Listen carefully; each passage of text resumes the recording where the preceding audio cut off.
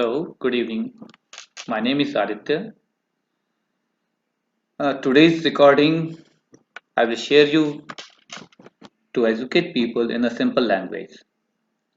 In recording से उन लोगों को फायदा होगा जो फिटनेस फील्ड में अपना नॉलेज बढ़ाना चाहते हैं या फिटनेस फील्ड में अपना कैरियर बनाना चाहते हैं या वो लोग जो फिटनेस संबंधी डाइट एक्सरसाइज संबंधी जो टफ बुक्स हैं वो पढ़ते हैं पर उन्हें समझ में नहीं आ रहा अपने एग्जाम के लिए प्रिपरेशन कर रहे हैं तो उन्हें इजी लैंग्वेज में fitness nutrition course diet etcetera ये सब समझाने के लिए मैं ये सीरीज शुरू कर रहा हूँ जिसमें रिकॉर्डिंग्स भी होगी कुछ लाइव सेशंस भी होंगे।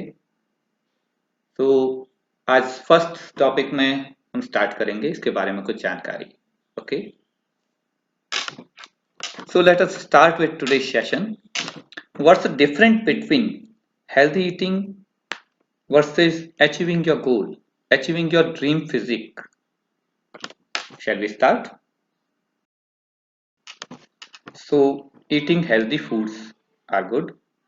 नॉर्मली हम लोग जो भी घर का खाना खाते हैं वो हेल्दी होता है। दाल, रोटी, सब्जी, अंडा, पनीर, घी, मक्खन, चिकन, जो भी घर में बना हम खा रहे हैं हेल्दी है। हम मेजर नहीं कर रहे हैं।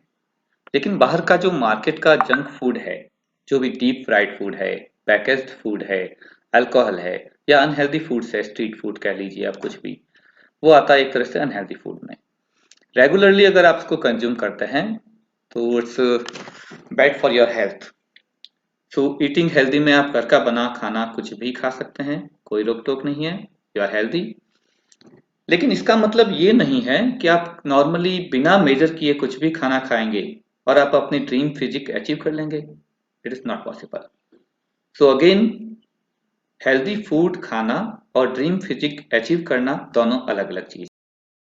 आपको अपना ड्रीम फिजिक अचीव करने के लिए फैट लूज करना और मसल को मैक्सिमम अमाउंट में गेन करना होगा।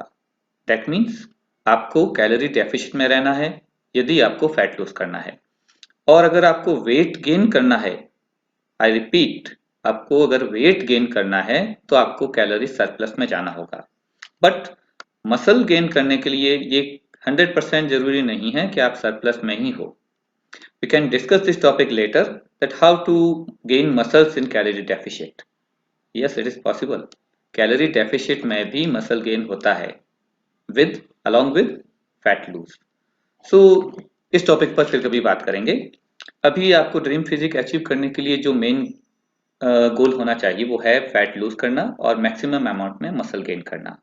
इसके लिए बिल्कुल सिंपल फंडा है, इसका कोई भी दूसरा रास्ता नहीं है। की पॉइंट आप हमेशा दिमाग में रखिएगा, fat loose means calorie deficit, gain means calorie surplus. And आप अपना वेट वहीं स्टेबल रखना चाहते हैं, मेंटेन करना चाहते हैं, then you are go for maintenance calorie. Calorie, yes, the next topic is the first start topic is calorie. What is calorie? रोज सुनते हो भाई कितनी कैलोरी खा रहा हूं, इतनी खानी चाहिए, calorie deficit, calorie surplus. So let us start, what is actual calorie?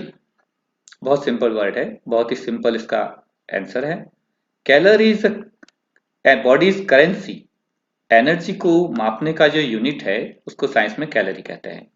हम जो भी चीज खाते हैं, प्रोटीन, फैट, कार्बोहाइड्रेट या कुछ भी आप खाने का चीज खाओगे, उसमें जो चीज होगा उससे अपने शरीर को एनर्जी मिलेगी, ऊर्जा, एनर्जी, ये कहलाती है कैलोरीज में मापी जाती है। आपने सपोज 200 ग्राम दही खा लिया, तो इस 200 ग्राम दही से आपको कितनी कैलोरी मिलेगी? अप्रोक्स आइडिया के रूप में देखा जाए तो 140 कैलोरीज आपको मिलती है। दैट मीन्स इस 200 ग्राम दही को आपका शरीर कितनी ऊर्जा कन्वर्ट करने में खर्च करेगा?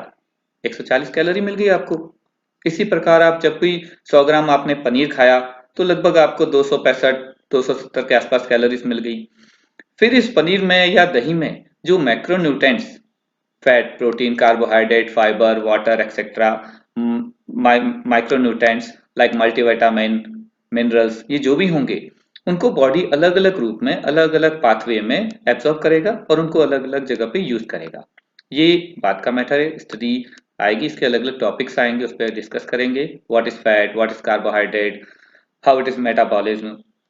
सो In start, you can clearly understand what is calorie. Simply, it's body's currency, जो अपने बैंक में जो पैसे के रूप में बैलेंस होता है, जहां जरूरत पड़ती है हम लोग यूज करते हैं, जरूरत नहीं पड़ती है वापस जमा कर देते हैं। Same thing as with body. Body calorie को एज ए करेंसी यूज करती है, जहां भी उसको जरूरत पड़ती है एनर्जी की, फटाक से बॉडी जो स्टोरेज कैलोरी है उसमें से यूज किया, काम आ गई। उसके बाद वापस आपने खाना खाया, कैलोरी की नीड नहीं है, अलग से उसको एनर्जी की नीड नहीं है, उस कैलोरी को बॉडी ने स्टोर कर लिया एज ए फैट, काम में लेना है as a glucose glycogen muscles के रूप में काम में ले लिया। तो ये सिंपली बॉडी की करेंसी हो गई, जब चाहे यूज पड़ने पर काम में ले लिया, नहीं तो स्टोर कर दिया। स्टोर करते रहेंगे तो फैट गेन होता जाएगा, वेट गेन होता जाएगा, काम में आते रहेगी। अगर कैलोरीज तो खर्च होती रहेगी, आपकी फैट बर्न होती रहेगी और आप ज्यादा अनहेल्दी नहीं होंगे। ओके। दूसरी, हर चीज को मापने के लिए जिस तरह से यूनिट्स होते हैं, लाइक वेट को मापने के लिए किलोग्राम होता है, फूड को मापने के लिए ग्राम होता है, लिक्विड को मापने के लिए मिलीलीटर या लीटर होते हैं, इसी तरह बॉडी की एनर्जी को नापने के लिए कैलोरी है। हर फूड में अलग अलग टाइप के कैलोरीज होती है, अलग अलग मैक्रोन्यूट्रिएंट्स होते हैं। So overall macronutrients and micronutrients जो होते हैं उनका अपन स्टार्ट करते हैं। सबसे पहले मैक्रोन्यूट्रिएंट्स। मेन मैक्रोन्यूट्रिएंट्स 5 तरह के होते हैं, नॉर्मली 3 होते हैं आई नो, बट तो मैं 5 बोल रहा हूँ बिकॉज ये मेन होते हैं।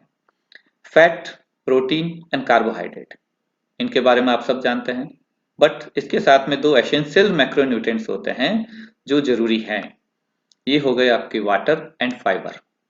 सो 5 fat, protein, carbohydrate, water and fibre, these are essentials macronutrients. इसके अलावा होता है माइक्रोन्यूट्रिएंट्स, सूक्ष्म पोषक तत्व, जो हर खाने में होते हैं लेकिन बहुत ही अल्प मात्रा में या माइक्रो अमाउंट में होता है, इसलिए इनको एक्स्ट्रा सप्लीमेंट के रूप में लेना बेटर रहता है। ये होते हैं मल्टीविटामिन एंड मिनरल्स। ये हर खाने में होता है, जैसे पालक में आयरन मैग्नीशियम सब हो गया, पनीर में हो गया, दूध में हो गया, बट ये इतनी सफिशिएंट अमाउंट में नहीं होता है जितना बॉडी को डेली नीड होता है। अगर डेली नीड के हिसाब से आप खाने जाएंगे तो इतना अमाउंट आपको खाना पड़ेगा जो आप किसी के लिए पॉसिबल नहीं है normally. So it is always suggested that you can have a multivitamin, vitamin C tablets daily on daily basis for a better health. Macronutrients, fat, protein, carbohydrate, water, fibre, इनको हम डेली बेसिस पे अलग अलग ले सकते हैं। कभी कम ज्यादा हो जाए तो कोई प्रॉब्लम नहीं है, इसको दूसरे दिन एडजस्ट भी हो सकता है। अब बात करते हैं इनमें कितनी कैलोरी होती है। तो प्रोटीन में पर ग्राम 4 कैलोरीज होती है, कार्बोहाइड्रेट में 4 कैलोरीज होती है, फैट में 9 कैलोरी होती है और वाटर में कोई कैलोरी नहीं होती। फाइबर में कैलोरी होती है, वो भी एक तरह का कार्बोहाइड्रेट ही है, लेकिन वो डाइजेशन में काम नहीं आता, ना ही डाइजेशन होता है, उसका पूरा प्रोसेस अलग है। Fibres are most important macronutrients. ये डाइजेशन में हेल्प करते हैं, खुद डाइजेस्ट नहीं होते, अनडाइजेस्टेड वापस बाहर निकल जाते हैं, लेकिन डाइजेशन में हेल्प करना इनका काम है। इन सब के अलावा एक मैक्रोन्यूट्रिएंट्स और होता है, आई एम सॉरी मैं उस समय रह गया था, अल्कोहल। अल्कोहल भी एक तरह का मैक्रोन्यूट्रिएंट्स है, जिसके पर ग्राम में 7 कैलोरीज होती है। इसको एम्प्टी कैलोरी मैक्रोन्यूट्रिएंट्स कहलाता है, बिकॉज इसके अंदर न फैट होता है, न प्रोटीन होता है, न कार्बोहाइड्रेट होता है, और ऐसा कोई भी अवयव या घटक नहीं होता जो बॉडी में काम आ सके। बॉडी में किसी प्रकार की हेल्प या बेनिफिट देने वाला इसके अंदर कोई भी मैक्रोन्यूट्रिएंट्स, माइक्रोन्यूट्रिएंट, मल्टीविटामिन, मिनरल्स नहीं होता, बट इसकी खुद की कैलोरीज है, इसका खुद का अलग से कंपोजिशन है।